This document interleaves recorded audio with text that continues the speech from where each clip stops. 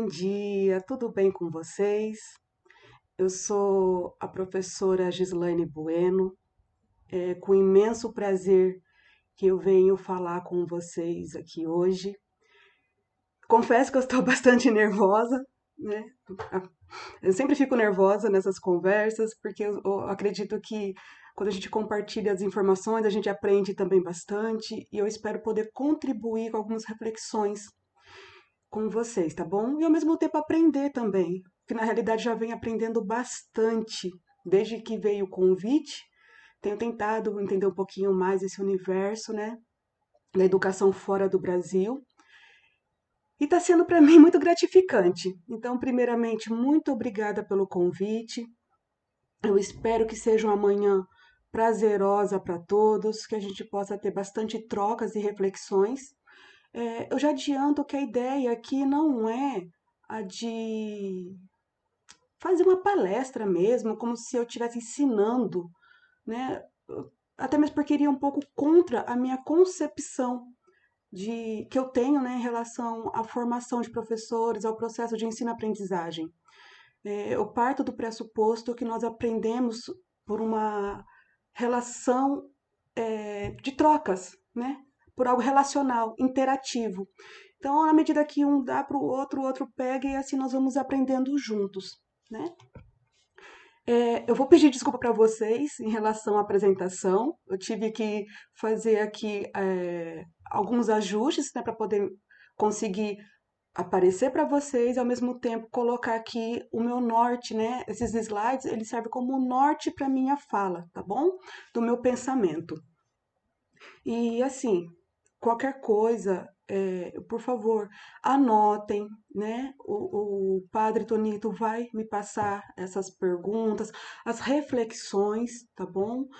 Não tem certo, não tem errado, mas eu acredito que é um momento de reflexões, né? Para que a gente possa pensar sobre a nossa prática, a nossa concepção de ensino, de aprendizagem, a nossa concepção de aluno, né? Então a gente vai caminhando por essa trilha, tá bom? E bem isso, não tem certo ou tem errado, porque afinal de contas estamos falando de professor para professor. Então a ideia mesmo é que sejam trocas, né? Então vamos lá. Como eu disse para vocês, eu tenho que fazer aqui alguns ajustes, então talvez eu tenha que ir, voltar nos slides e voltar em alguma sessão aqui para conseguir mostrar para vocês o que eu preparei, tá bom? O que eu tenho de melhor para passar para vocês. Então vamos lá.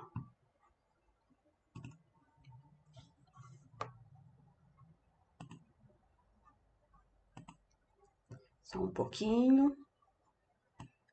Deixa eu ver aqui, puxar um pouco a minha tela. Acho que tá pronto. Então vamos lá, né? Então nós estamos no terceiro seminário de formação dos professores do Liceu, né, Murialdo. Cadê aqui? Só um minutinho, gente, que eu tô um pouco agora perdida aqui com os meus slides. Isso, passando. Então, né, o tema dessa fala é formação de professores em serviço, reflexões para práticas humanizadoras. Deixa eu colocar aqui no canto, acho que aqui fica um pouquinho melhor. Eu vou dançar um pouquinho aqui com a minha imagem, tá bom? Então, eu sou a Gislaine Bueno. Deixa eu puxar aqui.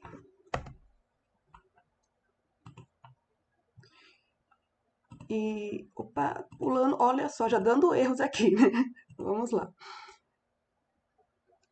Eu faço parte do grupo, né, do mestrado de Metodologias para o Ensino de Linguagens e Suas Tecnologias da Universidade Pitágoras Unopar Anhanguera, de Londrina, Paraná, aqui no Brasil.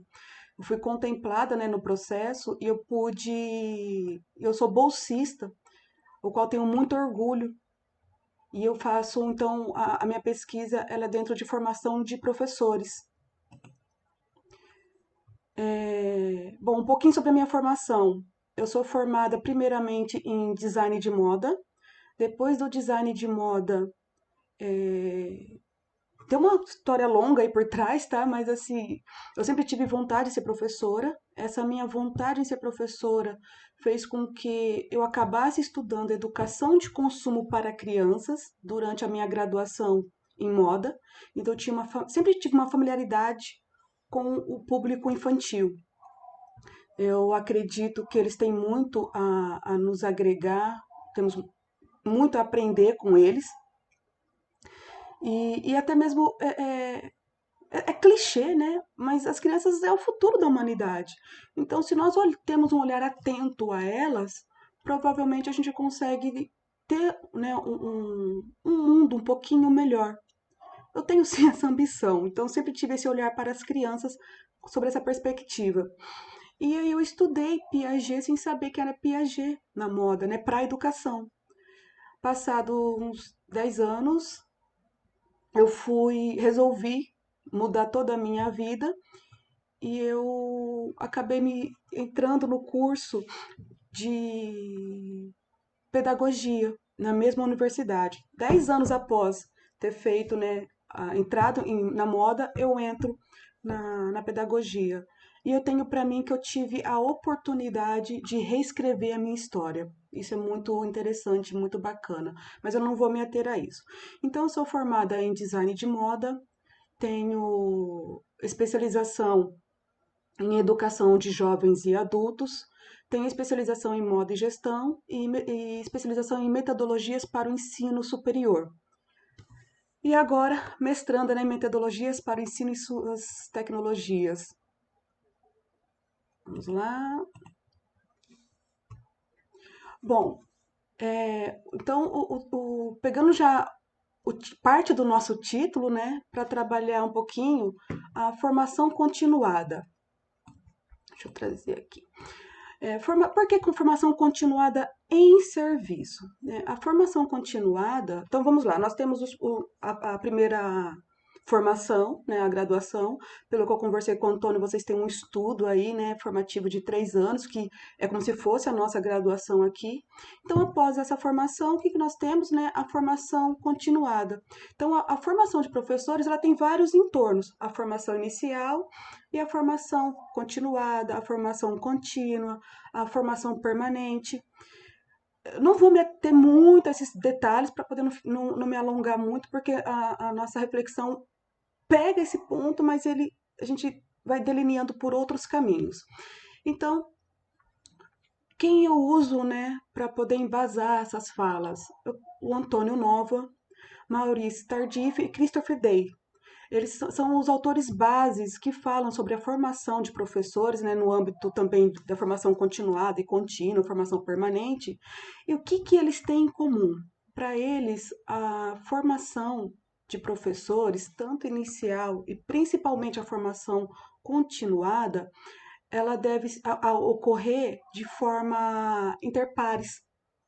Ela deve acontecer por meio da relação entre professor e aluno, né? Por meio de professor com professor, como agora nós estamos fazendo, né? Um conversando aqui com o outro, uma professora conversando com outros professores. Eu espero que vocês também me passem depois, né, as suas percepções. Então, essa formação ela é relacional, interativa e por isso que ela não deixa de ser tão complexa, né? Então, um aprende com o outro. E por que em serviço? Como vocês podem observar, vocês mesmos, né, estão agora dentro da escola em um processo de formação. Então, é no seu ambiente de trabalho, no seu dia a dia. Aqui no Brasil, nós temos as formações pedagógicas, que é o que vocês estão fazendo aqui agora, né? Esse seminário. Aqui nós chamamos de semanas pedagógicas, o dia pedagógico. Esses momentos, eles propiciam, então, que o professor pare e reflita sobre a sua prática, reflita sobre o seu trabalho, né, sobre a sua profissão, sobre as questões da aprendizagem, sobre o aluno. Ele propicia esses momentos. Só que a formação continuada em serviço, ela é um pouquinho mais abaixo. Por quê? Ela diz respeito a tudo que acontece no cotidiano escolar.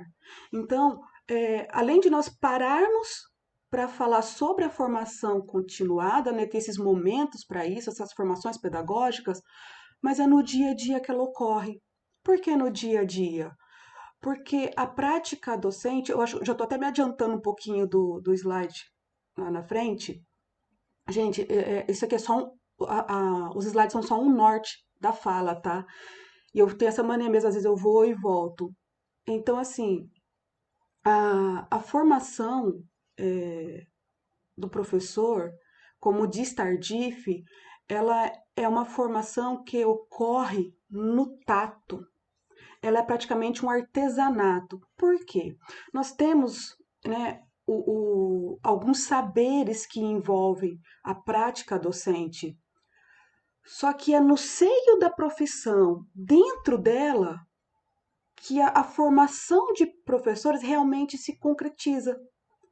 Então, essa troca que vocês têm entre vocês, o dia a dia, quando você avalia um aluno, você tem uma relação com ele, você intervém, né? Você tenta mobilizar saberes para atingir a finalidade da aprendizagem, e ao final do dia você para e reflete: poxa, o que eu fiz está certo ou está errado? Esse é o caminho para este aluno? Para esta turma funciona? Você está se colocando em um momento de reflexão. Reflexão sobre ação. Eu nem trouxe aqui, mas eu já adianto. Isso tem a ver com Schon, né? Schon ele trabalha muito sobre essa questão dessa reflexão na ação, a qual Nova, Maurice, Tardif, né, e Christopher Day, eles bebem nessa fonte. Então, essa formação continuada em serviço possibilita, então, que no dia a dia, né, na sua prática, você possa ressignificar os seus saberes. Isso, então, assim, em linhas gerais, né? E por que reflexões para práticas humanizadoras? Pegando Bernard Charlot, né, ele coloca que a aprendizagem também é uma relação de saberes. E ele vai ali trabalhando, né, alguns saberes que são mobilizados, quais deles a gente vai é, é, buscando ao longo da formação, ao longo da nossa prática. Só que o que acontece? Dependendo da postura que nós temos, da prática que nós tomamos, a nossa prática pode conduzir o nosso aluno para o sucesso ou insucesso escolar. Então, aí a gente vem parte dessa indagação, né? Como a minha prática docente interfere no outro? E esse outro pode ser tanto o aluno, que é o nosso bem maior, né? Como também no meu colega de trabalho. Aqui, né, no Brasil é muito comum as salas próximas uma da outra, e pelo que eu vi de um vídeo que eu tive a oportunidade de conversar, né, com o padre Tonito em um sábado, ele me mostrou parte da escola, e pelo que eu vi, não é muito diferente daqui. Então, pelo que eu imagino, né, pelo que eu pude ver, os professores, eles têm essa oportunidade, né, de observar também o que o seu colega está fazendo. E será que essa observação, né, do que o meu colega está fazendo pode interferir na minha prática? Acredito que sim, porque você vai olhar ali e falar assim, nossa, que interessante o que o Pedro fez. Olha o que a professora Maria fez. Eu não faria isso. Eu faria diferente. Então, olhar para as nossas potencialidades e fragilidades contribui para que a nossa prática docente seja mobilizada de modo a possibilitar um desenvolvimento maior deste aluno, né, que é o nosso foco. Dentro disso,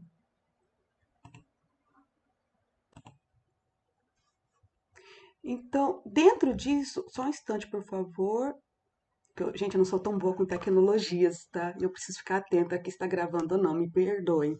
Às vezes vocês vão me ver fazendo é,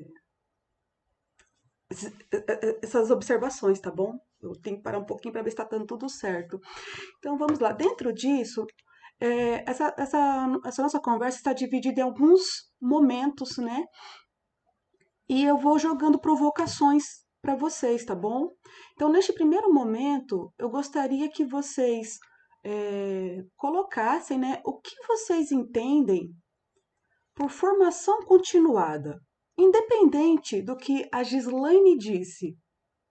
O que você, né, professor do Liceu Murialdo, entende por formação continuada? E dentro disso, qual a importância da formação de professores para a sua ação docente no cotidiano, né? Vocês estão no terceiro seminário, Então, provavelmente, alguns ou muitos de vocês, ou alguém, né, tá vendo pela primeira vez, mas alguns já devem ter visto as outras 2 vezes anteriores. Então, o que que isso propiciou, né, para a sua prática docente? Coloca num papel, por favor, escreva, tá? Então, o que vocês entendem por formação continuada e qual a importância da formação de professores para a ação docente no cotidiano escolar? Né, pelo que eu vi ali no nosso horário, nós teremos alguns momentos, né, agora na parte da manhã e depois no período da tarde. Eu gostaria depois de conversar com vocês sobre essas reflexões, entender também o que vocês percebem sobre isso, tá bom?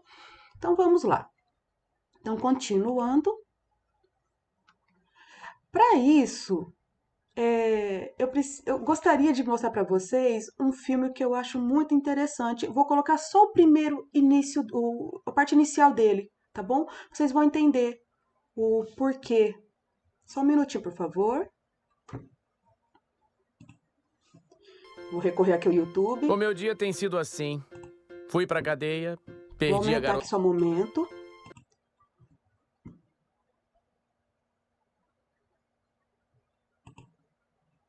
Eu vou aumentar o volume, que talvez não sei como que vai ser para vocês. Então vamos lá. Prestem atenção na cena, em todos os meandros e os contornos dela, tá bom? O meu dia tem sido assim. Fui pra cadeia, perdi a garota dos meus sonhos e levei uma surra federal. No entanto, poderia ter sido muito pior. Ah, esqueci. Opa! Falhou aqui, só um momento por gentileza. Pior é impossível. Querem saber como tudo isso aconteceu? Pessoal, peço desculpa para vocês, tá bom? Eu tive problema aqui de conexão, a imagem começou a falhar. Não sei se vocês conseguiram ver ali no comecinho. Eu acho que eu consegui resolver agora, então vamos lá de novo, tá bom? Eu vou deixar nesse modo aqui, teatro, porque pelo jeito é o que tá dando certo. Queria ter deixado maior, para vocês conseguirem visualizar melhor, mas vamos atentar também ao som, que é importante, tá? E eu vou deixar o link para vocês com o professor, com o Padre Tonito, que daí vocês podem visualizar depois, tá bom? Aliás, todo o material que eu utilizar eu vou deixar disponível para vocês consultarem depois. Então vamos lá. O meu dia tem sido assim. Fui pra cadeia, perdi a garota dos meus sonhos e levei uma surra federal. No entanto, poderia ter sido muito pior. Ah, esqueci. Estou caindo em direção à morte certa. Acho que pior é impossível. Querem saber como tudo isso aconteceu?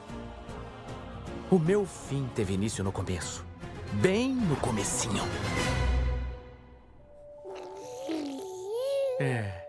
Esse sou eu.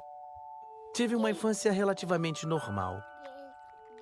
Venho do que se pode chamar de um lar desfeito.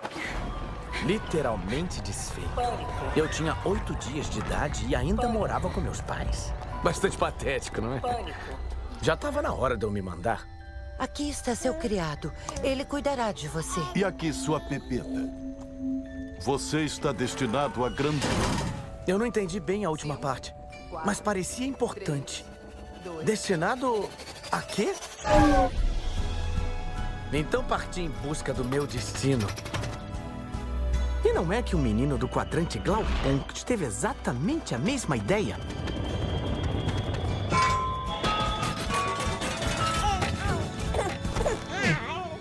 Foi nesse dia que eu conheci o Senhor Perfeitinho. E nossa gloriosa rivalidade nasceu.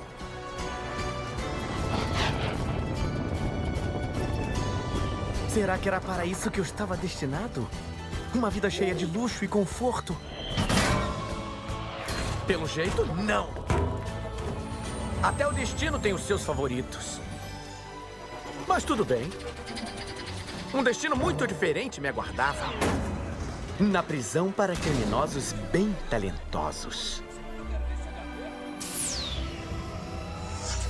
Um bebê! Eu adorei, amor. Ah, sim. Logo que eu vi, achei a sua cara. Felizmente encontrei um lugarzinho bem simpático para chamar de lar. Vamos ficar com ele? Um lugar onde aprendi a diferença entre o certo e o errado. O Senhor Perfeitinho, por outro lado, teve tudo na vida entregue de bandeja. Nosso bebê sabe voar. Sim, claro. Só o melhor pra você, querida. Ele podia voar, era invulnerável e tinha um topete lindo. Mas eu possuía algo muito, muito melhor. Minha inteligência superior e um talento especial para construir objetos devastadores.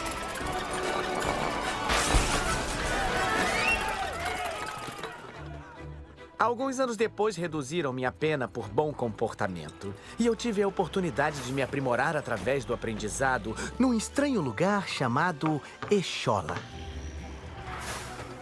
E foi aí que eu esbarrei de novo no Senhor Perfeitinho.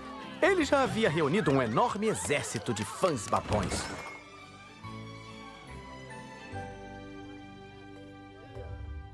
Olha o ambiente educativo. Comprando o afeto deles com exibições exageradas e agradinhos deliciosos. Aí eu também decidi fazer essa tal pipoca para conquistar aquele bando de inúteis. Apagar luzes.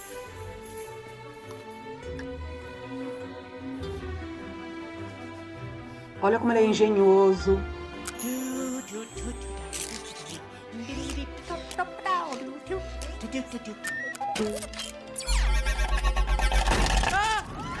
Foi aí que eu aprendi uma dura lição. Os bons ficam com elogios e bajulação, enquanto os maus ficam de castigo no cantinho.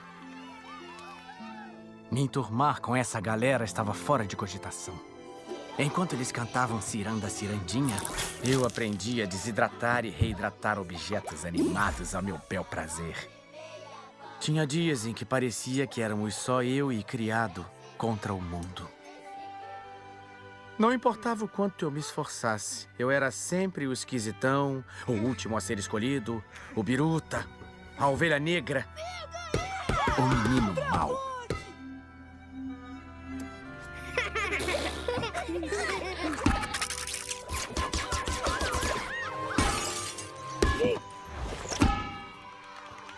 Era esse o meu destino?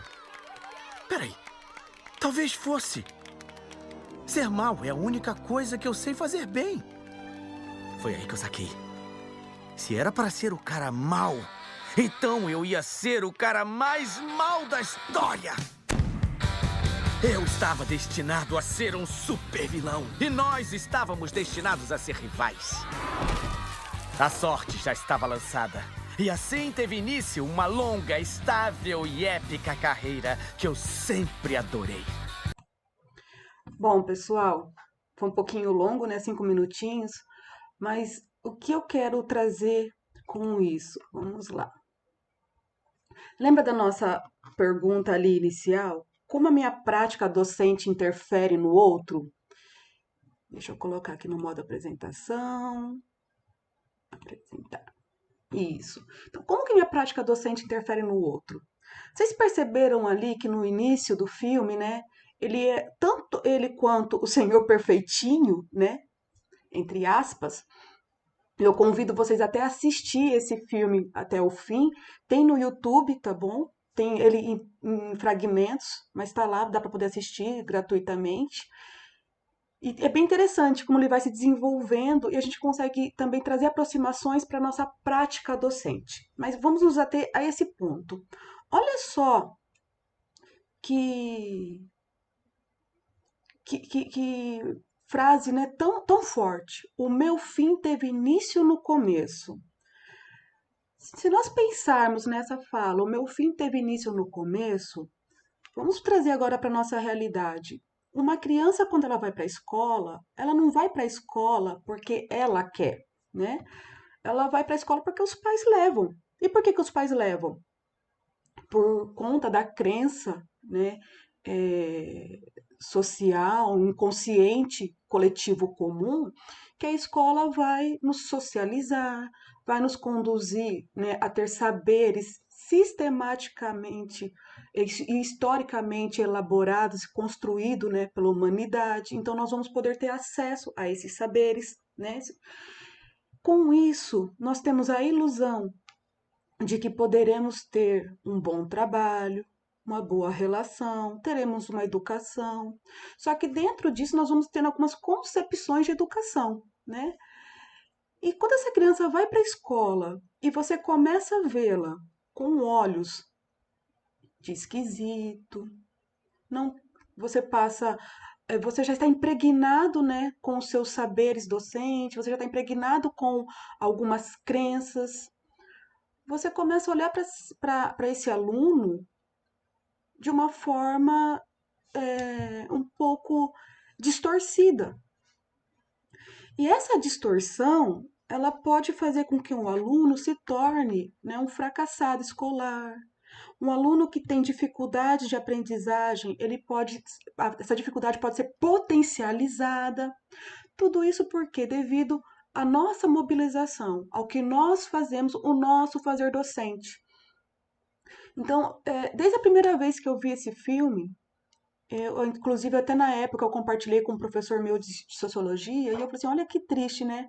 A escola, que é o lugar que deveria abraçar esses alunos, né? Trazer para junto de si, para poder fazer com que esses preconceitos, né? Os conceitos pré-estabelecidos sejam rompidos, ali são legitimados. E podem ver que ele que era uma criança, né? Inteligente, cheia, né, de habilidades, tentando entrar naquele meio, né, as pessoas acabam olhando para ele de uma forma estranha. E o que, que ele entende com isso? Quais são os códigos e símbolos que nós estamos passando para ele, né? Que ele é uma pessoa que não merece a nossa atenção. E ele entende com isso que ele é daquela forma. E Bourdieu nos coloca, né, sobre isso, que o hábitos, né, vai nos constituindo, conforme as relações vão acontecendo e se estabelecendo, será inculcado em nós o que nós podemos fazer ou não. Né? Então, às vezes, nós temos uma propensão a algo interessante, mas a sociedade acaba nos construindo para o lado oposto. Estranho isso, né?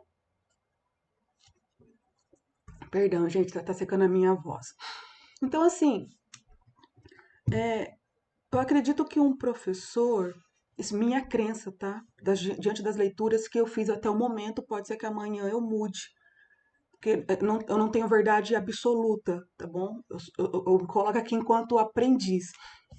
Mas as minhas leituras até aqui me fazem crer que o professor, ele deve sempre olhar para o aluno com aquele olhar do estranhamento, mas o estranhamento do lado bom. Em que sentido? No sentido assim, o que eu posso fazer para poder potencializar esse aluno? Se esse aluno tá tendo, o aluno ele sempre vai nos passar sinais. Vocês sabem disso. Vocês sabem disso melhor do que eu, porque muitos têm, com certeza, têm muito mais anos de casa, né, dentro de escola do que eu. Eu tenho mais anos enquanto aluna, né, enquanto professora, nem tanto. Então, vocês melhor do que eu sabem disso, que o aluno ele passa sinais. Ele está nos passando um código. Olha, eu estou fazendo isso porque na verdade eu estou precisando disso, né? Seja de uma atenção, seja de um afeto, seja de um olhar atento para que a sua aprendizagem seja potencializada. Então, será que eu quero que este meu aluno em idade escolar tenha o seu fim na escola? Você quer isso? Você gostaria de ser esse professor que provocou no seu aluno o fim dele? Ou o professor que vai fomentar no aluno, plantar nele elementos para que ele queira mais? Como eu disse inicialmente, né, se a gente parar para analisar, o aluno vai na escola porque o pai leva. Mas por que ele permanece? Ainda porque os pais colocam. Mas chega uma certa idade, e quem é professor dos anos mais finais, né, vai saber disso. Chega uma certa idade, eles vão ficando mais rebeldes, né? E eles acabam não querendo muito ficar na escola, eles vão já se emancipando, podem escolher se querem ou não. Já estou falando isso em relação, mas já ali para o ensino médio, que é considerado aqui no Brasil, né, para quem está na faixa ali dos seus 15, 16 anos, eles já conseguem meio que responder por si e não ir mais para a escola, né? Pagam um preço por isso, mas ele já tem esse poder de escolha. E o que faz um aluno, então, permanecer? Como eu disse, meus estudos daqui me levam a crer, né, baseado agora em Piaget, vocês podem não concordar, por favor, fiquem à vontade com isso, né? Vocês podem discordar também de mim, mas o professor, ele mobiliza, né, momentos, propicia espaços para que este aluno seja instigado, para que ative nele, né, uma força motriz para permanecer. E aí, como que nós vamos fazer isso? Como? Como que a gente vai instigando no aluno, né? É o que os professores querem saber sempre, né? Nós estamos sempre atrás de uma apostila, né? Como se fosse um caderninho de receita, de bolo. Olha, 3 ovos, né? Uma xícara de farinha. Então, o que que nós queremos? Uma pitada de matemática, 3 de português, 3 não sei o quê. A gente, pronto, nós queremos algo pronto. Mas nem sempre nós vamos ter o pronto, porque, como vocês bem sabem, os alunos são únicos, né? E alguns autores falam sobre educação personalizada. Mas como personalizar essa educação, né? Esse olhar, se temos tantos alunos em sala de aula, né? Fica complicado para o professor. Mas enfim, então o professor ele possui alguns saberes docentes. E esse saber, né, como diz Tardif, né, esses saberes eles são plurais e ele advém de várias fontes. Nova também complementa, né, sobre isso, que nós trazemos na nossa bagagem, né, no nosso arcabouço pessoal, os professores que nós tivemos. Tem até uma fala que ouvi recentemente, né, de um conhecido que também é professor, que falou assim: olha, eu aprendi apanhando, então eu ensino batendo. Tá certo? Está errado? É a prática dele. Mas será que a forma com a qual eu aprendi está correta? O correto é ensinar apanhando, né? É um ensino tradicional em que o aluno, nós somos detentores dos saberes e os alunos não sabem nada, é uma tábua rasa, e eles ali a gente só temos que jogar, jogar, jogar. Eles trazem consigo elementos. Olha ali o filme, tudo bem que é um filme, mas a gente traz mesmo para o cotidiano, vocês sabem disso, as crianças hoje, né, elas têm vários elementos, muitos, nós nos surpreendemos, né, com o que elas fazem em relação ao que nós fazíamos. Isso é independente se tem acesso à internet, né? Independente o quanto televisão ela viu. A questão é, a criança de hoje, ela está muito mais adiantada do que nós estivemos na nossa época, né? Então, assim, nós vamos nos constituindo ao longo da vida. E essas constituições vão sendo trazidas e vão constituindo os nossos saberes. Então, um professor, ele traz consigo, né, os saberes disciplinares, né, que são aqueles conhecimentos mesmo ali da disciplina, né, aprendida ao longo da graduação, né, ao longo do seu desenvolvimento. Os saberes curriculares são os saberes norteadores. Nós precisamos ter isso em mente para saber a concepção de ensino, a concepção de homem que nós queremos colocar, né, no mundo, no mundo social, me refiro. Os experienciais, então, que são esses saberes que nós trazemos, e o profissional. O profissional é aquele que ocorre por meio dos estágios, o primeiro contato, né, com o campo profissional, que é a escola, e depois ele vai se constituindo e se solidificando. E nessa constituição, alguns saberes vão sendo cristalizados.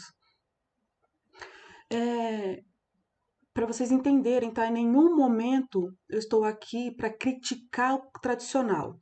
Até mesmo porque tem um modelista, né, um designer modelista que eu admiro muito aqui no Brasil, Jun Nakao. Em 2005, se eu não 2005, eu assisti uma palestra dele, tive essa honra, ele veio em Londrina, eu pude assistir uma palestra, e ele falou exatamente assim, que nós devemos o tempo todo correr atrás, né, de aprender algo novo.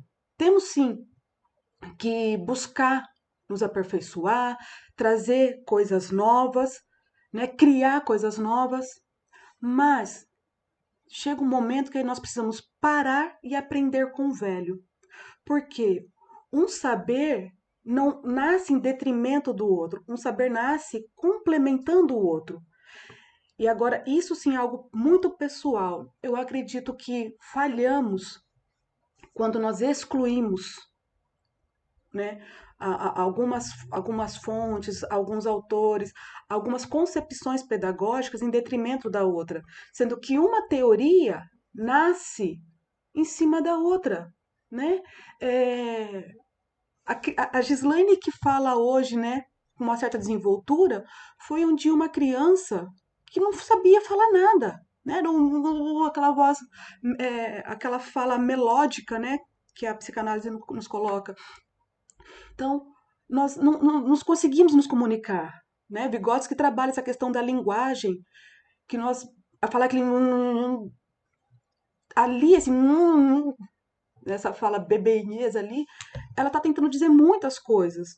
E ela vem em crescimento, né? Você vai aprendendo e vai solidificando uma coisa em cima da outra. Então, quem nós somos hoje parte de quem nós fomos.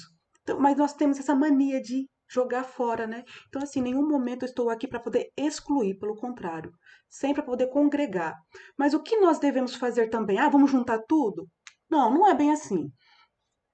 Você agora, né, enquanto professor, ao perceber o seu aluno, deve mobilizar quais dos saberes que a sua prática docente lhe conferiu que você pode utilizar com determinado aluno, né? E isso daí, algumas vezes vai ser válido, outras não. Essas práticas docentes, às vezes nós acabamos por conta da longa jornada de trabalho, por conta, né, de várias questões, tem a questão familiar que ali o professor ele tem, né, como qualquer outro profissional, está na escola, ele tem uma vida pessoal, tem a vida familiar, tem uma vida social. Então, nós precisamos driblar todas essas relações, né, para poder nos constituir. E alguns momentos, o que nós acabamos fazendo? Ah, funcionou assim, né, no semestre passado, eu posso jogar agora nesse outro semestre. Ah, deu certo com aquela turma, vai dar certo com essa.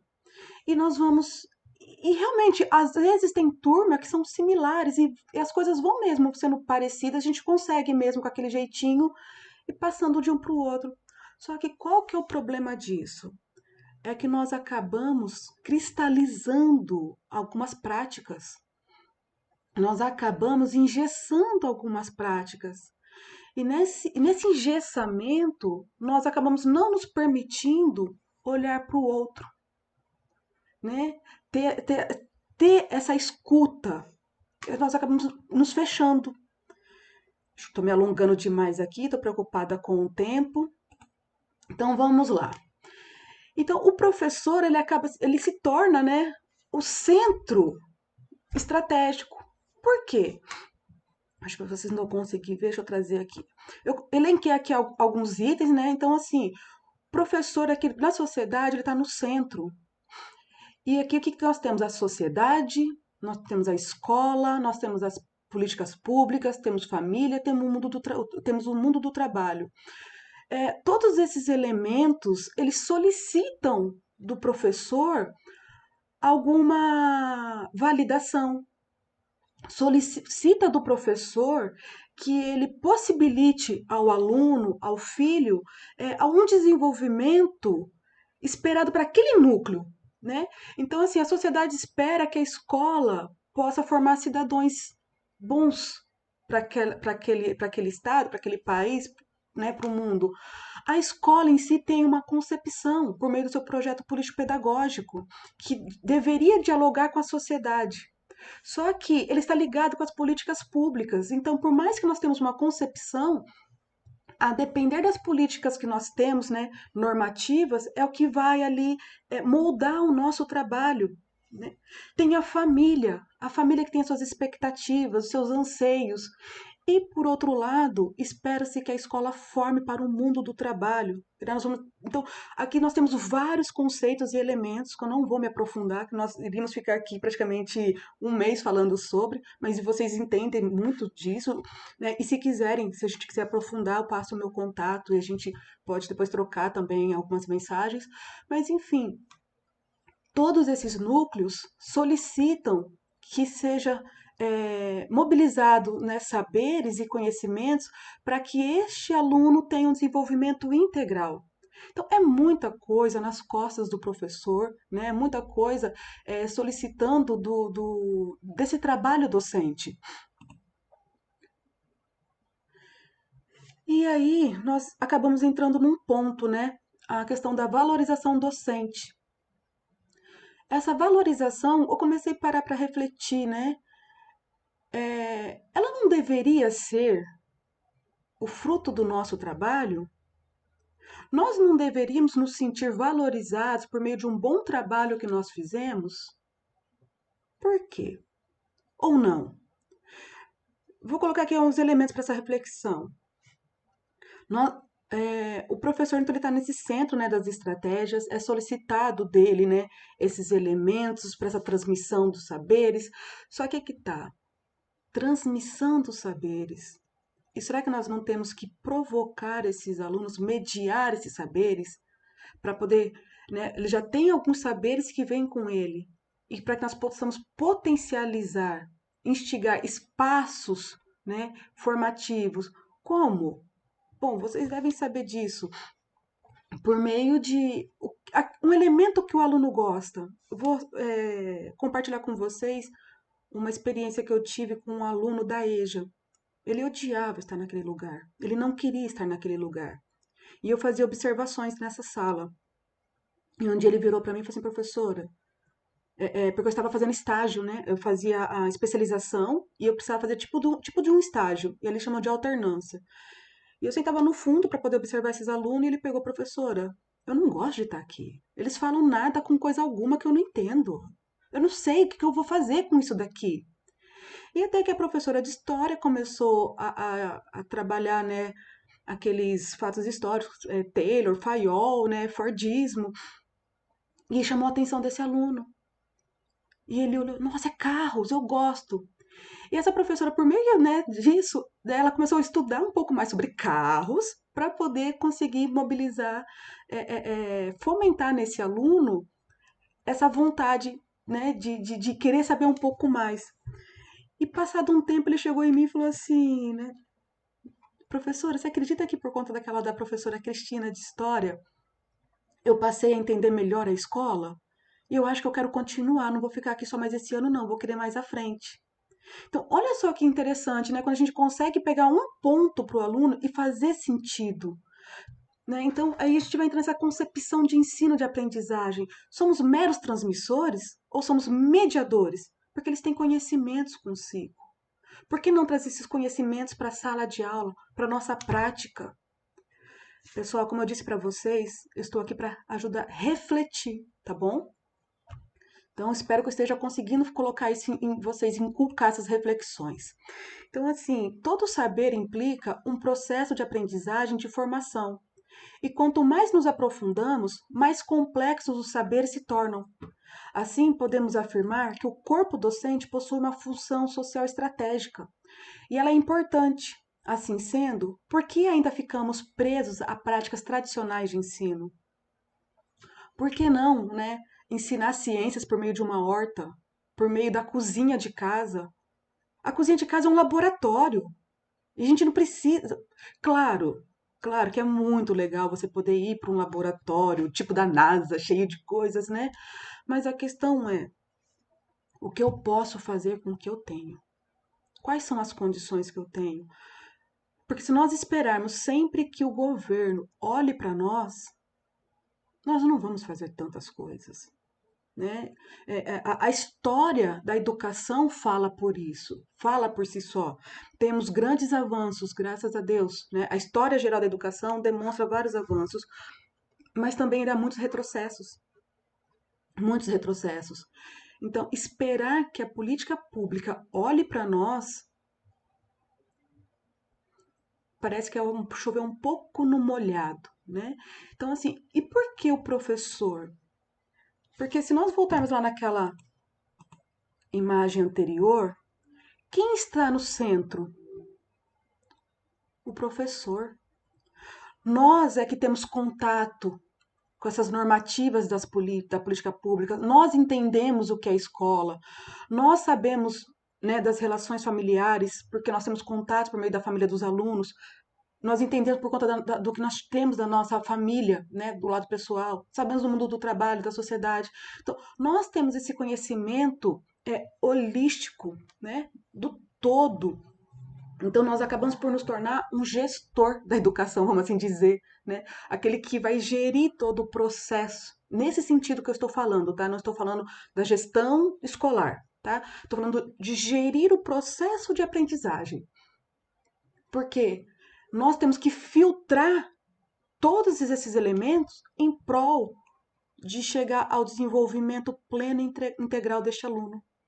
Nós somos os sujeitos que temos esses conhecimentos conosco.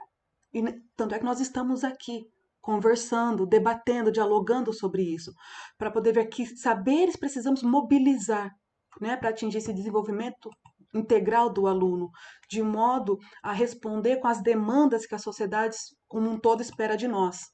E como nós também esperamos do nosso trabalho, né? Então, assim, deixa eu puxar aqui.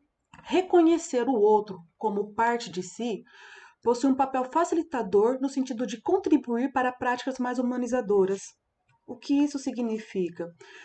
Tomando ali como base, né, o nosso filme Megamente, quando você olha para o outro e se coloca no lugar dele, e quem vai poder falar um pouquinho melhor sobre isso é o Antônio, né, sobre a alteridade, né, a percepção do outro na concepção de Paulo Freire. Mas assim, quando nos colocamos no lugar do outro, nós temos a empatia. Um exemplo clássico da educação aqui para nós no Brasil.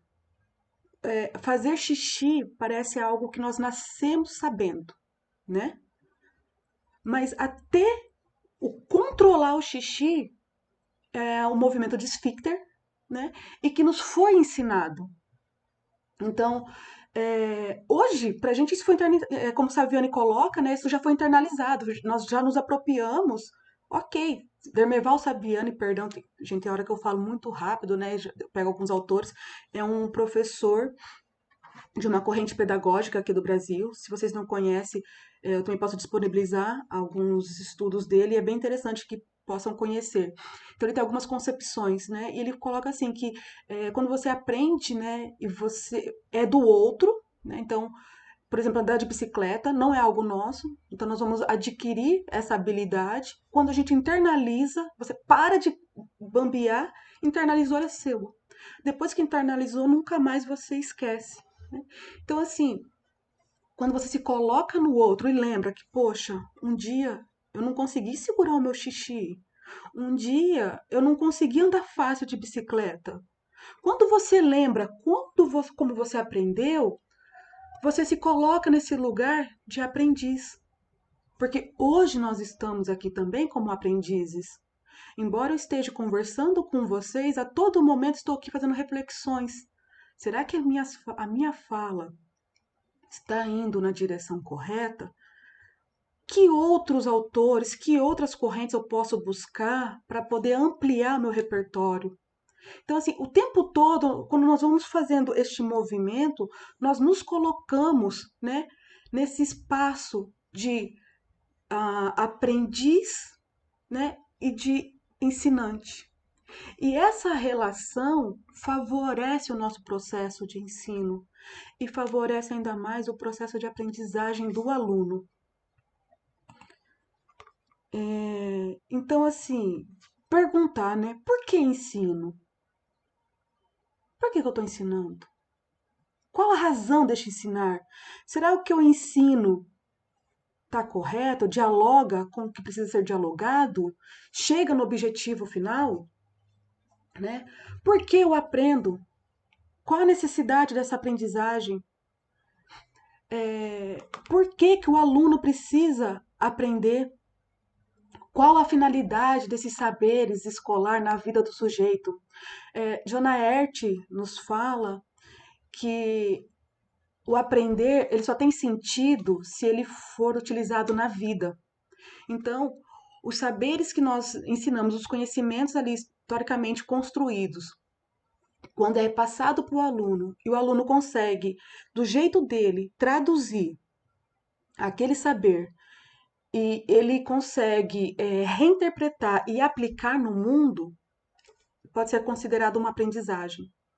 Então, esse saber ele só vai ter sentido para o aluno se ele conseguir fazer essa aplicabilidade, se ele vê esse efeito no mundo. E será que o que eu ensino, ou da forma que eu ensino, promove essa possibilidade do aluno conseguir reinterpretar e colocar no mundo? Ou o que eu ensino é apenas uma memorização, sabe? Ele consegue aplicar ou depois de um tempo ele vai esquecer? Qual a necessidade disso? Uma coisa boba, né, que eu discuto muito por aqui, igual, para que ciclo de Krebs? Eu tenho uma bastante dificuldade com peso. Eu vivo brigando com a balança. E eu descobri, né, em algumas leituras que para onde vai a gordura quando a gente emagrece, né? É por meio do ciclo de Krebs. Por meio não, né? O ciclo de Krebs, ele faz parte deste processo. Então, a gordura ela também sai por meio do ar, né? Da nossa, fala da transpiração. Olha que interessante. E isso na minha vida ali, né? Quando eu estava estudando no ensino médio, gente, para que isso? Onde que eu vou aplicar isso? Onde que eu vou usar? Então, é muito interessante a gente poder aproximar esses saberes, né, sistemáticos da nossa realidade. Porque o que é o saber na realidade? Né? O que é o conhecimento? Ele nasce do senso comum. São o que os nossos pais, os nossos avós, os nossos antepassados fizeram. Aí alguém foi lá, olhou para aquilo e ordenou, sistematizou, colocou de uma forma ajeitadinha. E aí coloca aquilo como verdade, mas coloca como verdade por quê? Porque a sociedade, enquanto comunidade científica, né, nós aqui professores, validamos esses saberes. Só que quando o aluno aplica, nós desvalidamos. Não é incoerente? É muito incoerente. Mas por quê? Porque nós temos uma concepção também de ensino de aprendizagem, de preparação para o mundo do trabalho, né, em que o sujeito, ele tem que ser, se ele estudar, ele vai se formar, ele vai conseguir ter um bem maior, tá. Mas e essa emancipação, esse pensamento crítico, trabalhar essa criatividade dos alunos, que vai ser evocada deles o tempo todo, ele vai ser convocado, e ele vai ter que evocar o tempo todo a criatividade. O que nós fazemos? Podamos. Podamos. Quando ele está observando ali o meio, não, olha aqui, fecha aqui no livro, olha aqui, o livro é importante, mas nós não podemos esquecer que o que está no livro foi porque alguém observou o senso comum, observou o sujeito. Com isso, eu não estou falando que vamos sair por aí, né, só olhando o que a vizinha faz, o que o vizinho faz e tá certo. Não.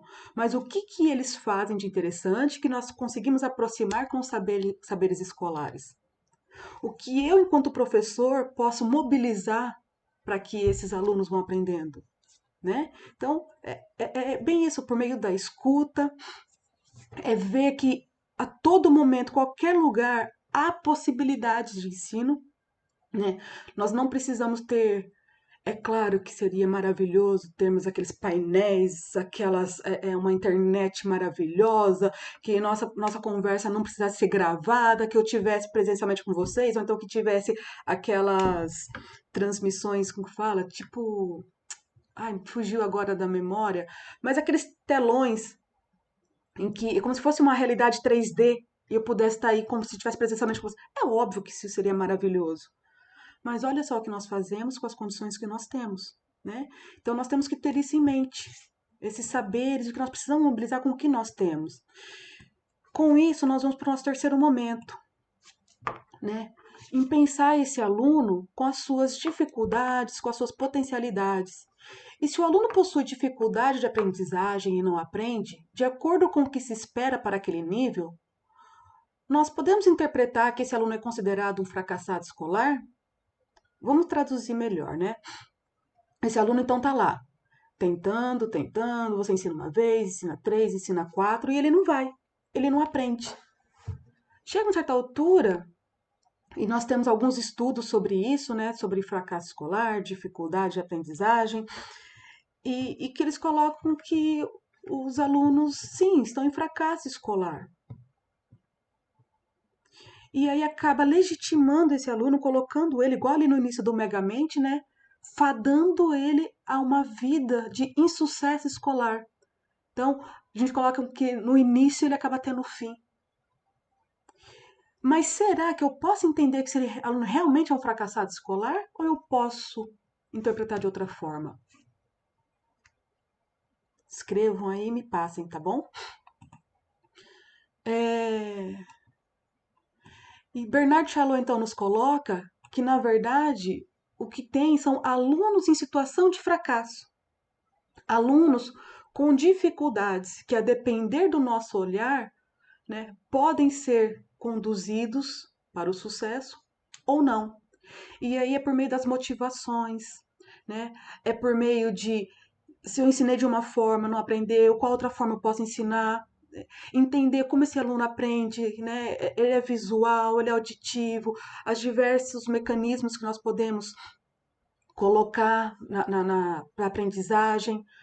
Então, você pode ver aqui, né? Às vezes eu coloco uma imagenzinha que se move, eu tento conversar com vocês, altero o tom de voz, para tentar mobilizar ali, assim, bom, quais são os mecanismos cognitivos que os professores ali aprendem.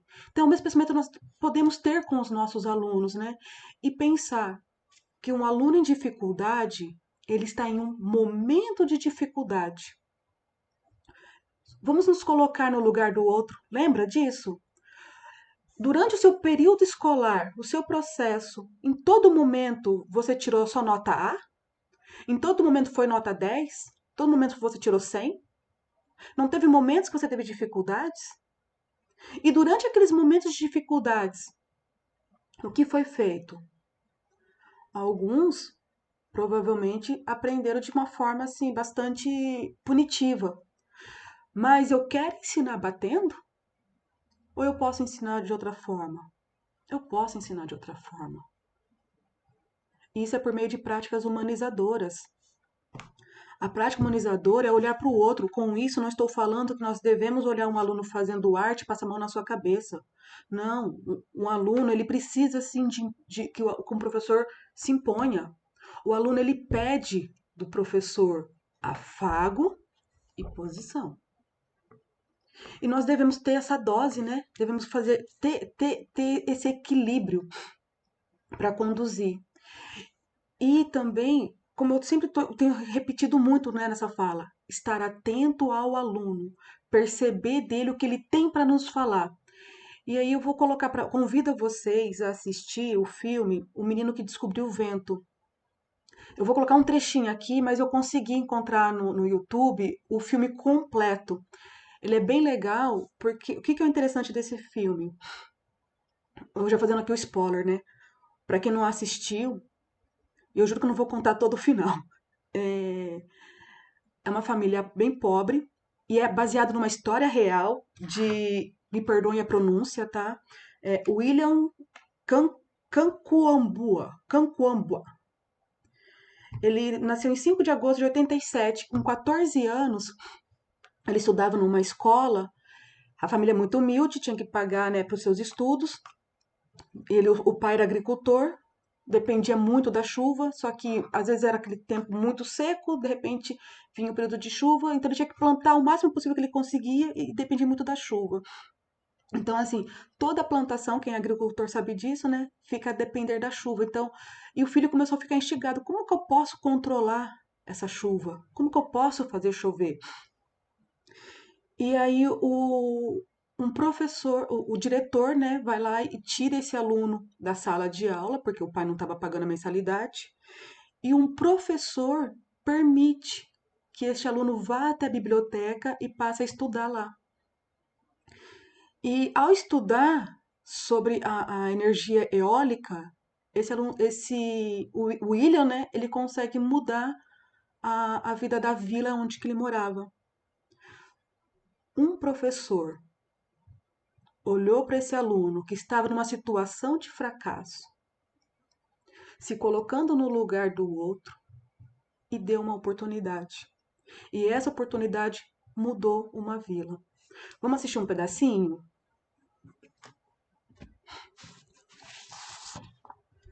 Cadê aqui? Para poder não... Deixa eu voltar.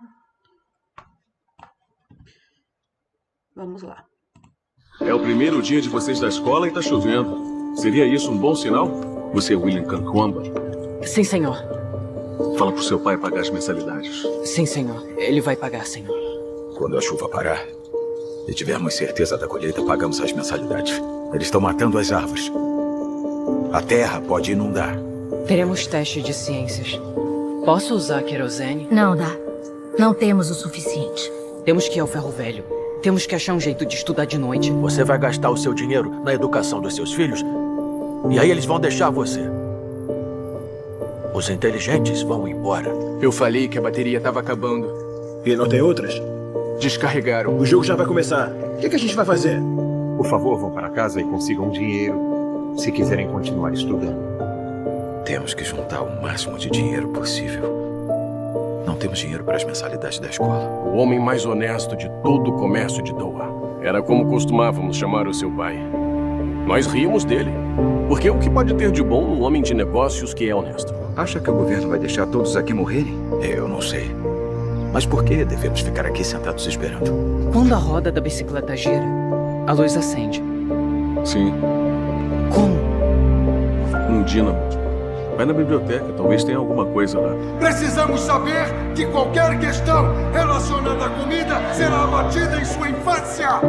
Precisamos ser homens agora, William. Ninguém vai vir ajudar a gente. Isso é tudo que temos? Nem chega a 5 sacos. E a próxima colheita é só daqui a um ano. É muito pouco. O governo está negando a crise de comida. O quê? Eles não vão assumir o que está acontecendo. A bateria alimenta a bomba d'água. Poderemos plantar no período de seca. 2 colheitas. Você está roubando de cada família que ainda está pagando esta escola. E de cada membro da faculdade. Meu pai vai pagar. Você está expulso de Cachocolo. Nós só vamos poder ter uma refeição por dia. Não temos comida! E daí?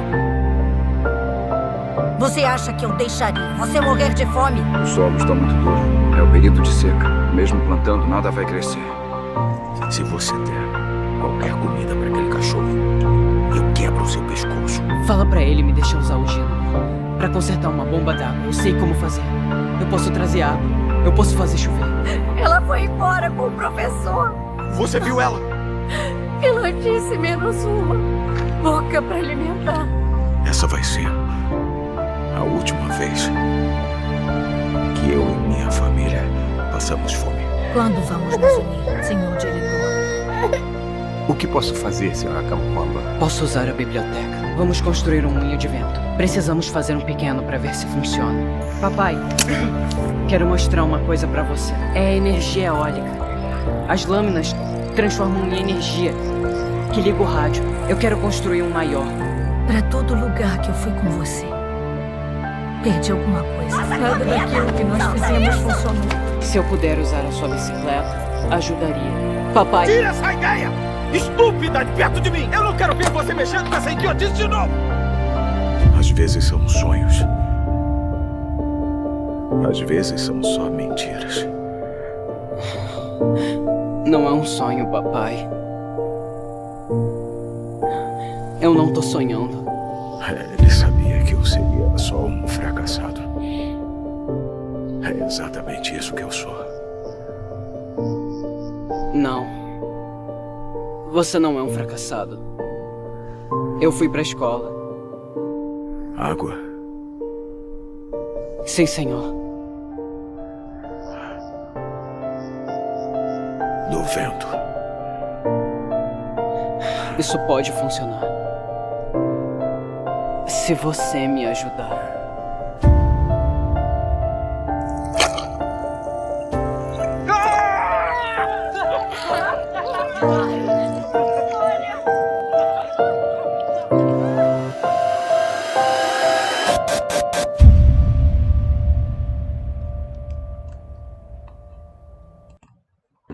Eu sempre me emociono com esse filme. Eu acho ele muito bonito, muito marcante, sabe? Assistam.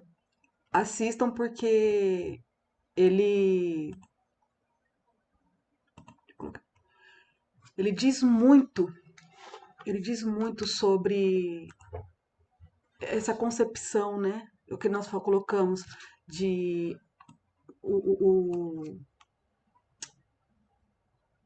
a concepção de aluno, ele é um fracassado ou ele está numa situação de fracasso? Com o que eu tenho, o que eu posso ofertar? É claro que todo mundo queria ter, né, as melhores ferramentas. É claro que esse guri, né, esse menino, ele queria ter as melhores ferramentas para construir aquela torre linda, né, eólica. Quem não queria? Mas ele construiu com carcaças, né, que ele encontrava em espécie de um lixo, né, como se fosse, igual aqui no Brasil tem essas coletas, né, tipo reciclados, e ele pega esses materiais reciclados e ele faz, né, essa construção. E o pai dá tudo o que tem, porque ele precisava ali, né, da corrente ali da bicicleta ali, né, para poder fazer girar. E ele dá tudo o que tem. Então, às vezes nós precisamos também pegar tudo o que nós temos e dar e ofertar para este aluno. E dar tudo o que temos, né, fazer o nosso melhor, não significa que vamos ficar sempre patinando, mas também porque ficar esperando o tempo todo que vamos ter as melhores condições, vão vir gerações, gerações vão ir e nós vamos ficar esperando, né? Então, a minha pesquisa sempre partiu desse ponto, com as condições que nós temos, o que é possível ser feito. Para que quando nós tivermos as melhores condições, né, nós fazermos o melhor ainda. Então, tirar um pouco, né, esse conformismo.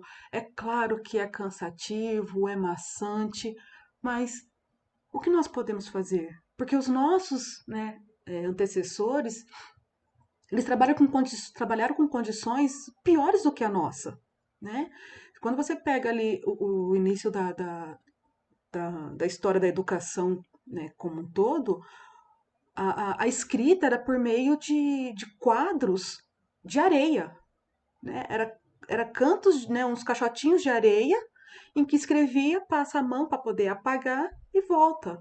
Então, olha só hoje, né, por mais que alguns países tenham altas tecnologias e outros menos, todos nós temos acesso a caderno e livros, né? Temos lápis, borracha. Então, isso já é uma tecnologia, isso é um avanço. E por que não ir galgando aos poucos, né? Então, o quarto momento da nossa reflexão é: que tipo de professor eu sou? Eu sou o professor que olha para o meu aluno como um fracassado ou um aluno que está em um momento de fracasso? Um aluno que está em um momento de dificuldade e aí eu posso ir atrás, né, das condições que eu tenho e ofertar algo melhor para este aluno, dentro do que eu tenho. Porque se aquele professor, né, não deixa esse aluno que não podia pagar frequentar a biblioteca, será que ele teria conseguido chegar onde ele chegou no tempo que ele chegou? Porque tem essa questão, às vezes nós chegamos, mas o tempo. Às vezes um aluno pode chegar em 5 anos, mas dependendo do que eu faço, ele pode chegar a 2 anos. E como nós chegamos a isso? Como eu disse, né, nós sempre esperamos receitas prontas. Como vocês sabem, não tem receita pronta. Mas, por meio de muito estudo, por meio de leituras, por meio de reflexões sobre a prática, em criar um caderno, um diário docente, onde você coloca ali de um lado, minhas melhores práticas e minhas piores práticas, para que você confronte o que você fez de certo ou de errado. Por que que este movimento deu certo nessa turma e deu errado na outra? O que faltou eu olhar para este aluno? Será que faltou uma leitura a mais minha? E, gente, pelo amor de Deus, o professor não é culpado. Sempre parti desse ponto. Não estou para encontrar culpados, tá? A questão é, nós temos uma realidade escolar, tanto aqui no Brasil, quanto em Gana, quanto em outros lugares do mundo, até mesmo nos países desenvolvidos, em que há dificuldades de aprendizagem, em que alunos precisam galgar, né, para poder chegar lá. E o que nós precisamos fazer com isso? Porque se a gente ficar ali tentando apontar dedos, né, quem é certo e quem é errado, o tempo vai passar. E esse aluno vai passar pelo nível escolar. Então a questão é, ele está na minha mão hoje. O que que eu posso plantar neste aluno? O que que eu posso deixar com ele? Eu tive um aluno de 5 anos, eu falo que ele me marcou muito. Porque esse aluno com 5 anos, ele foi, junto com o pai, expulso de casa, teve que pousar 2 noites numa rodoviária. Para ele, a mãe que expulsou, para ele a mãe tinha morrido. Alguns professores ficavam instigando ele, me fazia perguntar, que eu era nova na escola, me fazia perguntar sobre a mãe dele, ele falava que morreu. Eu disse, se morreu, então morreu, né? Deixa, respeita, né, o luto da criança. Aí até que uma professora disse, não é que morreu, para ele a mãe morreu. E para mim era inconcebível aquela questão assim, gente, se morreu para ele, deixa, ele tem os motivos dele. E essa criança, ela era uma criança muito... Ela era rebelde. Ela era rebelde, mas por quê? Com 3 anos e meio, já foi apresentado a ela que a relação familiar era muito complexa e, ao mesmo tempo, bastante difícil. E ele percebeu que a relação com os outros seres poderia ser também difícil e que as pessoas iriam abandoná-lo. Que as pessoas olhavam para ele, tipo, essa criança não vale, não importa. E um dia eu fui resolver um conflito entre ele e um amiguinho, e aconteceu justamente isso. Consegui resolver a questão. A minha supervisora depois chegou em mim, porque ele tinha baixado a cabeça, e ele tinha feito o que eu solicitei. Ele conseguiu entender todo o processo, mas ela, olhando de longe, não veio perguntar o que tinha acontecido, ela interpretou de uma forma, chegou nele, e olha, você fez errado com a professora Gislaine, não sei o que, e foi, meteu a boca neste aluno e tirou o direito dele de ir para o parque. Ele virou para mim com o olhinho cheio de lágrimas e falou, tá vendo, professora? Eu não tenho jeito nessa vida. Uma criança de 5 anos olhar para você e falar, eu não tenho jeito nessa vida, é muito doído. E quantas outras crianças, né, ou adolescentes não falam, né, não verbalizam, mas eles demonstram que eles não têm jeito nessa vida. Bom, você deve estar se perguntando como que eu resolvi isso, né? Olhei bem abaixei, né, bem assim, na altura dele, olhei nos olhinhos dele e falei assim, você tem jeito nessa vida, tanto é que você está aqui. Agora, uma coisa que eu preciso que você entenda, e eu não sei se você vai entender agora, mas a vida nem sempre ela vai ser fácil com a gente. Nem sempre ela vai nos entender. Mas nós precisamos ser fortes e saber quem nós somos. Você sabe quem você é. Eu sei que você fez certo. Você sabe que você fez certo. Às vezes o outro não está preparado para nos ver. Mas se você sabe quem você é, se você consegue se ver, você vai passar muito, muito bem por essa vida.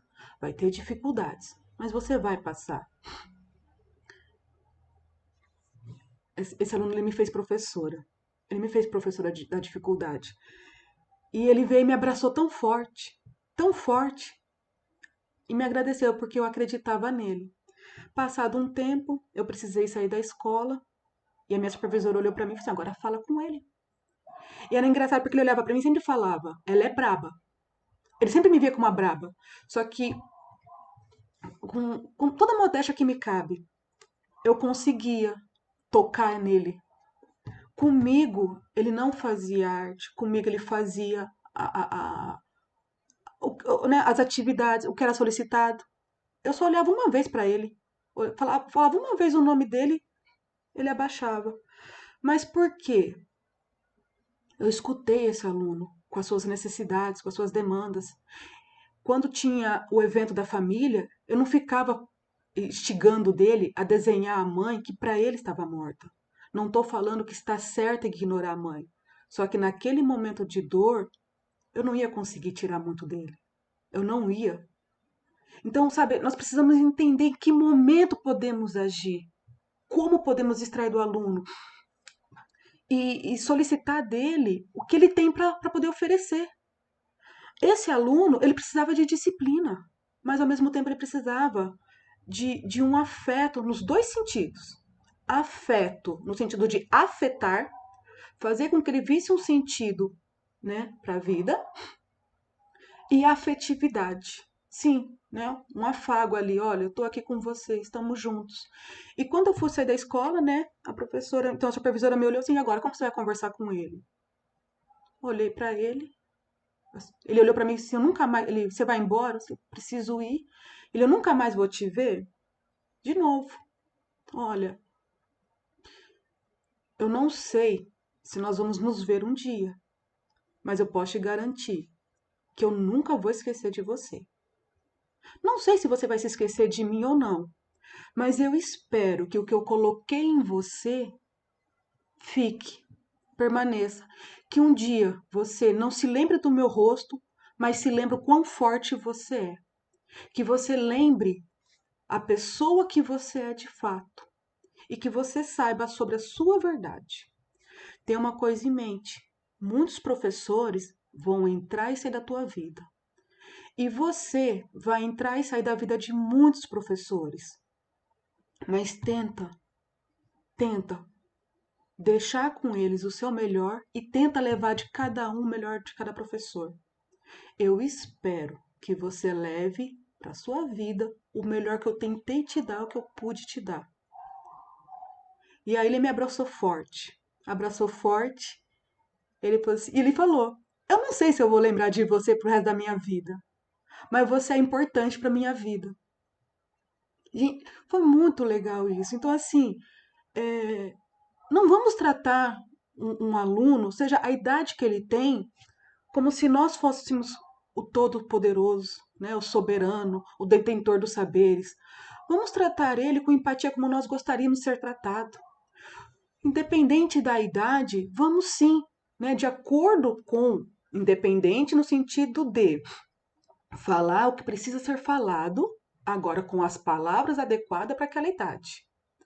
Então, quando você se coloca nessa posição de olhar para o outro, de ter esse olhar atento e tentar fazer com que essa aprendizagem realmente seja integral, que ela transceda o ler e escrever, transceda a decoreba, eu acredito que nós estamos conseguindo minimamente promover um desenvolvimento integral.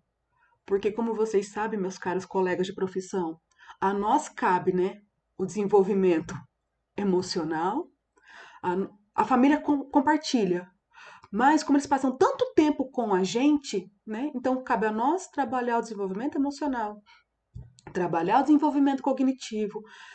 Nós vemos boa parte do desenvolvimento motor deles. Então, se cabe a nós essas relações, cabe a nós, né, essa percepção, essa escuta. E dentro disso, então, que tipo de professor eu gostaria de me tornar? Quem eu sou, né? Então, nós precisamos mobilizar então, esses saberes docentes em prol de atingir um número maior de alunos. Quanto mais a gente conseguir, melhor.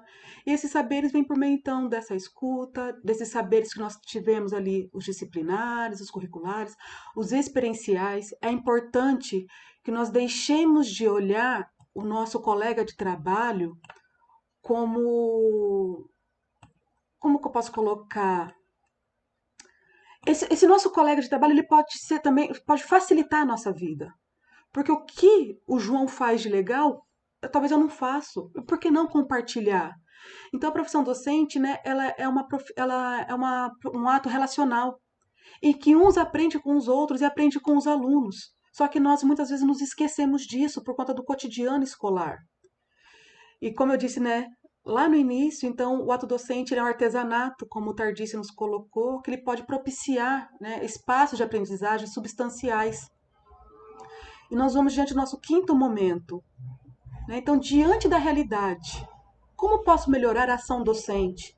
Quais meios posso recorrer? O que eu tenho em mãos? O que eu posso mobilizar para isso? E aí já estamos indo para os nossos finalmente, né? Fechando aqui, uma fala do Mário Sérgio Cortella, um filósofo brasileiro. Ele foi aluno e também braço direito de Paulo Freire, o qual tem bastante admiração, né, pelo trabalho.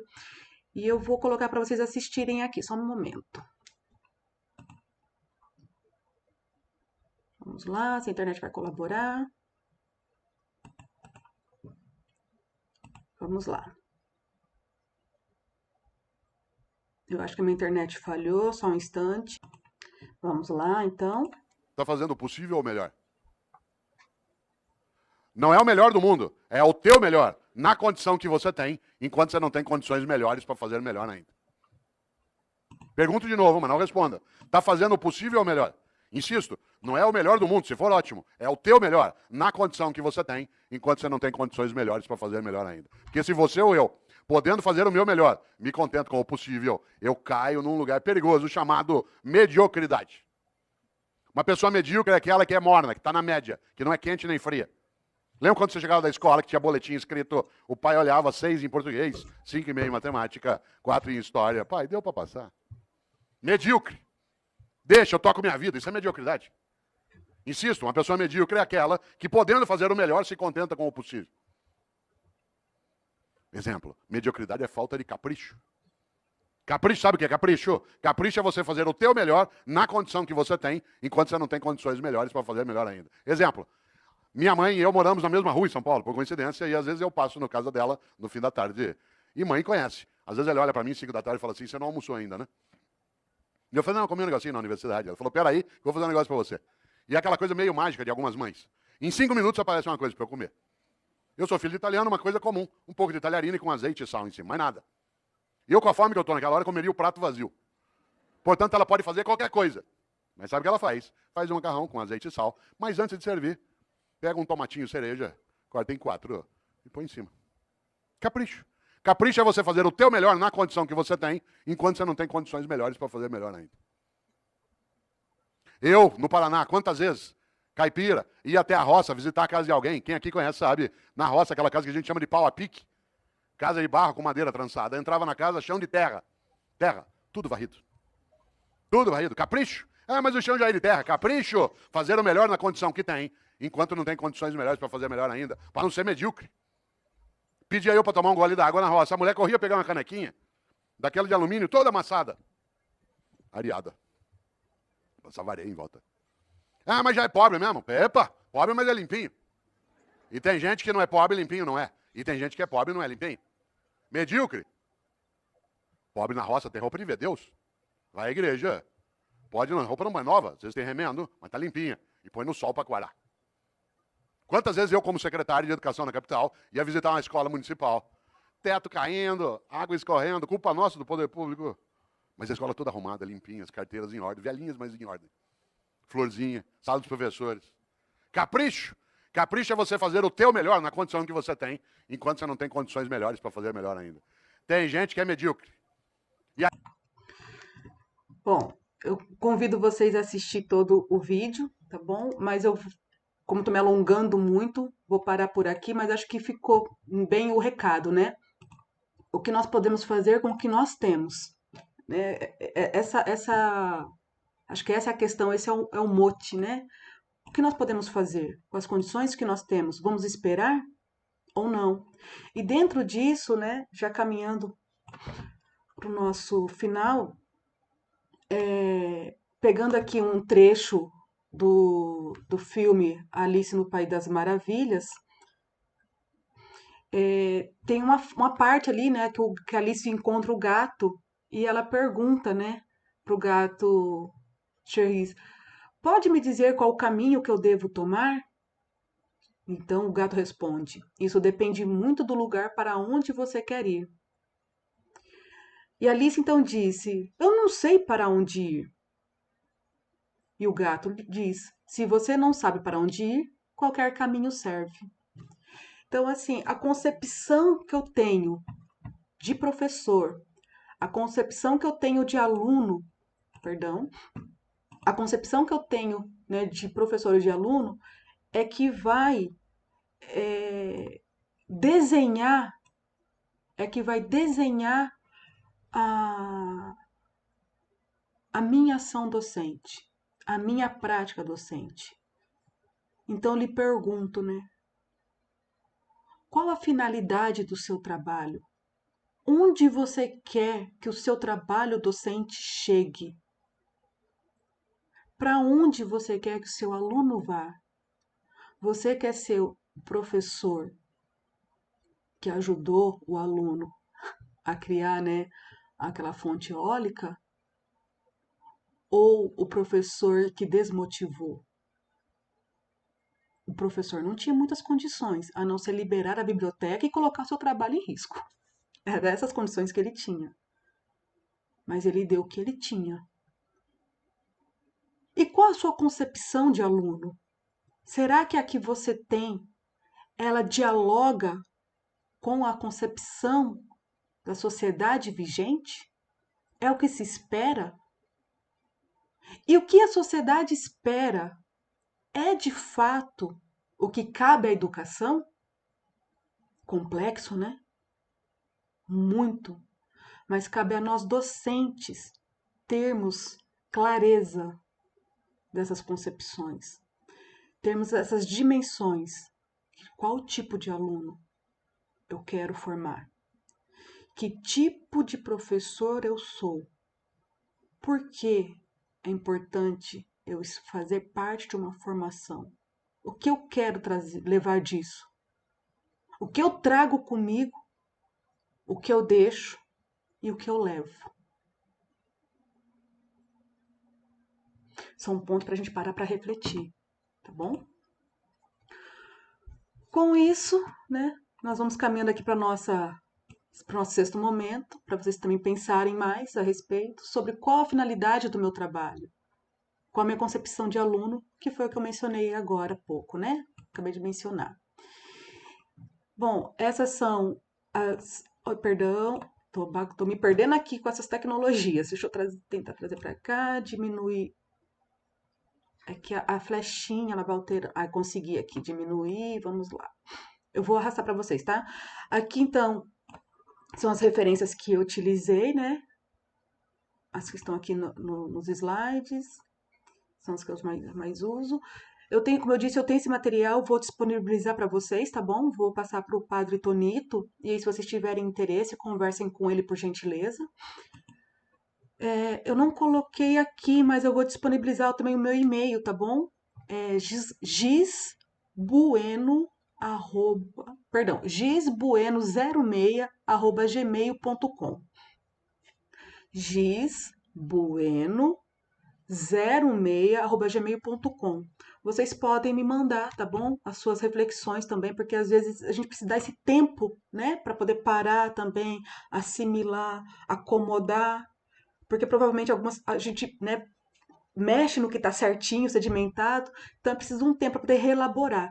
Então, passado esse tempinho, né, se estiver reelaborado, podem conversar comigo, tá bom? Pode mandar uma mensagem que eu respondo assim que possível.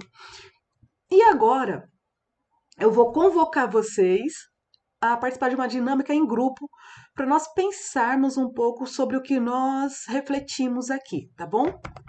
Qual que é a ideia? Vamos lá, vou explicar para vocês. Primeiro, deixa eu colocar aqui em cima. Primeiro, então, eu vou precisar que vocês se dividam em 2 grupos. Eu não sei em quantas pessoas vocês estão, tá bom? Mas dividam-se em 2 grupos. Não tem problema se por acaso vocês estiverem um número ímpar, né? Então, sei lá, vocês estão em 11 pessoas.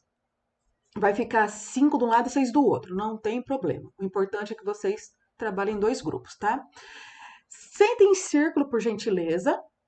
mas de modo que um fique de costas para o outro. Então, eu penso numa dinâmica que fica, sabe assim, um em frente com o outro em forma de círculo. Peguem lápis ou caneta e um papel em branco, tá? Papel em branco sem nada escrito. Mas atenção, né? Todos os integrantes devem ter um papel em mãos. Pode ser um papel pequeno, uma folha sulfite, que tem um papel em mãos, tá bom? Feito isso, eu vou solicitar que vocês desenhem um corpo humano. Porém, cada um vai desenhar uma parte do corpo, mas não vai falar para o parceiro, tá? Então, vamos supor que tá ali, né? Sentado eu, o Padre Tonito, o Antônio de Ju, né? Sei lá, mais o Pedro e a Maria. Eu, Gislane, resolvo desenhar a cabeça, o Antônio resolve desenhar, sei lá, o pé, o Padre Tonito resolve desenhar a orelha, o João resolve desenhar pé, enfim, cada um desenha aquilo que vem à mente num corpo humano, desenha, tá bom? Então, vocês também não podem se comunicar com outro grupo. E não podem dizer, em hipótese alguma, que parte vão desenhar, apenas desenhem. 2 minutinhos para fazer essa atividade, tá bom? Ah, mas eu desenho mal. Não tem problema, não tem problema. Ah, eu desenho super bem. Perfeito, ótimo, mas você só tem 2 minutinhos, tá bom? Após concluírem, vocês podem virar um para o outro, né? E isso cada um com seu grupo. Os grupos ainda estão separados, tá? Mostrem uns para os outros, né, os seus desenhos e digam quais foram as suas impressões. E eu quero que vocês escrevam o que vier ali. Provavelmente, eu tenho algumas ideias do que vai acontecer, mas eu não vou adiantar o processo. Então, tem algumas coisas que vão acontecer nesse processo aí. Vocês conversem entre vocês e anotem, tá bom? As principais percepções, até mesmo os risos ali que pode ser que ocorra. Coloquem tudo que vocês perceberem, tá bom? Feito isso, nós vamos para uma segunda dinâmica, dentro do mesmo contexto, tá? Ainda com os mesmos grupos, vocês vão pegar uma outra folha, ou pode ser o verso dessa folha. Vocês vão desenhar o corpo de um cachorro. O outro era um corpo humano, esse agora é um corpo de um cachorro. Só que agora, vocês também cada um vai desenhar uma parte do corpo, só que agora vocês vão saberem qual parte é. Vocês vão conversar entre vocês. Então, vai olhar ali, olha, eu acho, Antônio, que eu desenho melhor nariz. O Antônio, eu acho que eu desenho melhor o pé. Vocês vão desenhar. Mas pensem que é um corpo de um cachorro. Nós precisamos identificar de alguma forma.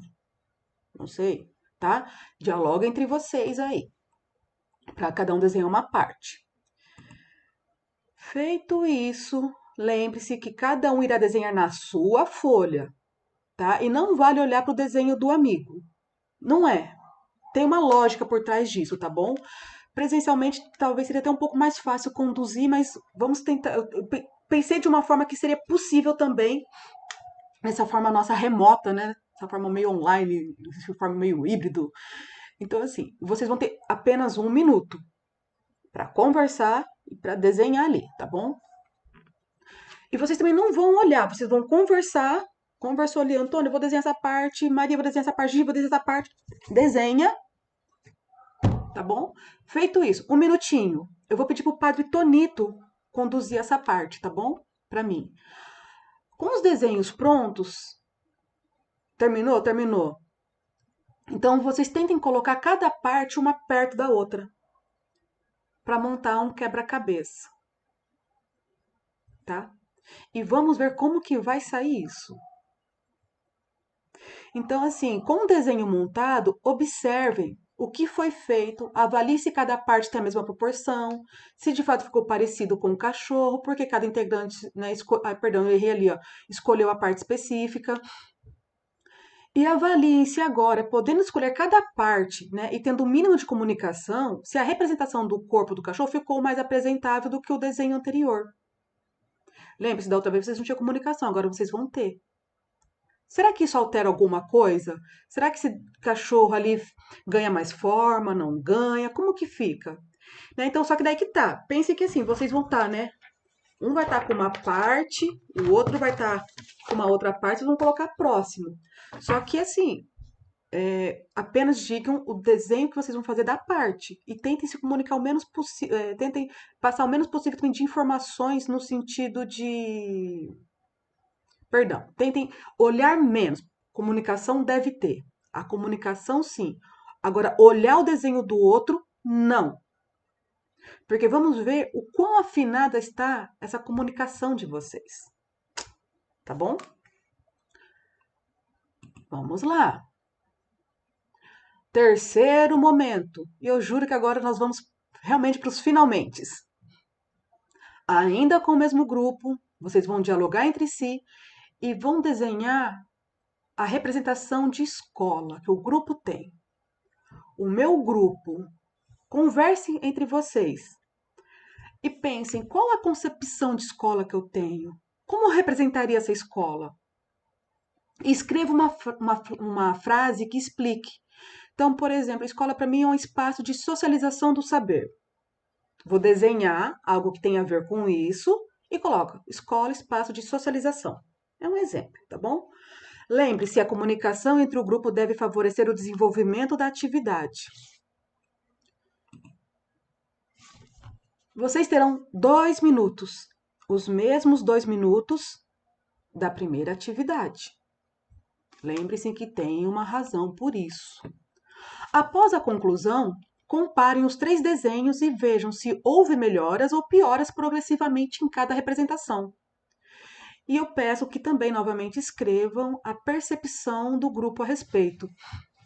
Perdão, se não ficou claro, tá? Acho que a questão em relação à folha. Se vocês tiverem uma terceira folha, ou uma segunda, no caso, para quem desenhou no verso, eu agradeço, tá bom? Para poder fazer essa atividade.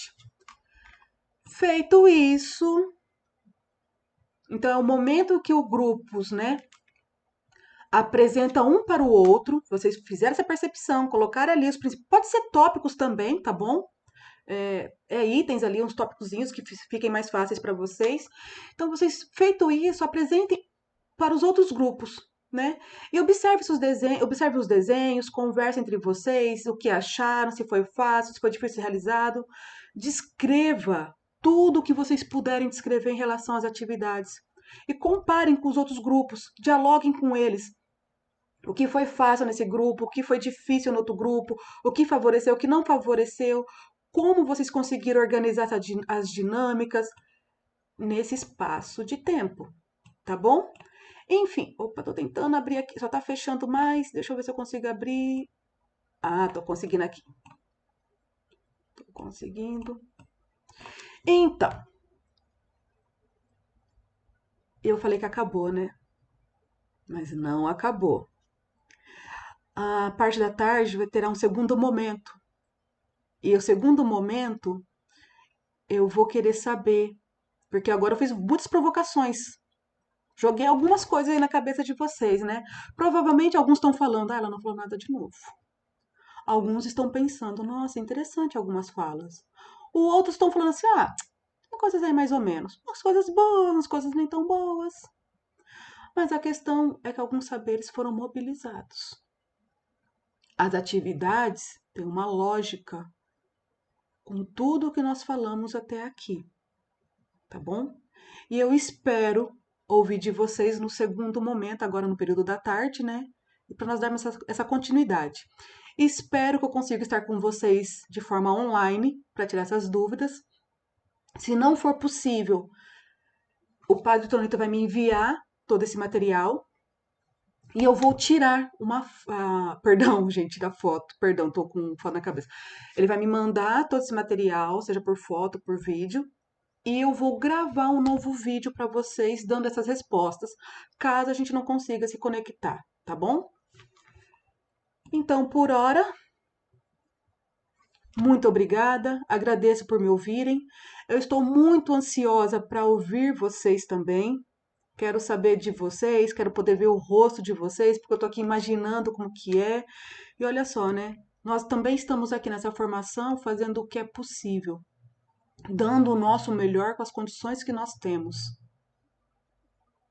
Então, o que vocês podem fazer também com as condições que vocês têm? Vamos discutir juntos. Estou convocando vocês. Vamos discutir juntos sobre isso. Se eu falei muitas coisas erradas, se eu falei muitas baboseiras, vamos discutir sobre isso também. Vamos discutir. Afinal de contas, um professor ele se constrói um com o outro. E eu estou aqui para ressignificar também os meus saberes e aprender também com vocês. Por que não aprender ouvindo vocês, né? Meus parceiros de profissão. Pessoal, foi um imenso prazer. Espero ter contribuído com vocês, tá bom? Com reflexões, que eu possa ter colocado um pouquinho só ali de uma reflexão bacana, interessante, que possa fomentar para que as práticas possam dialogar, né?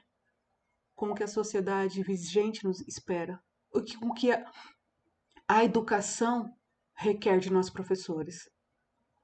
É isso, e até o segundo momento, desejo para vocês uma boa atividade, um bom almoço, um bom descanso para quem vai descansar um pouquinho, e até mais tarde. Bye, bye. Tchauzinho.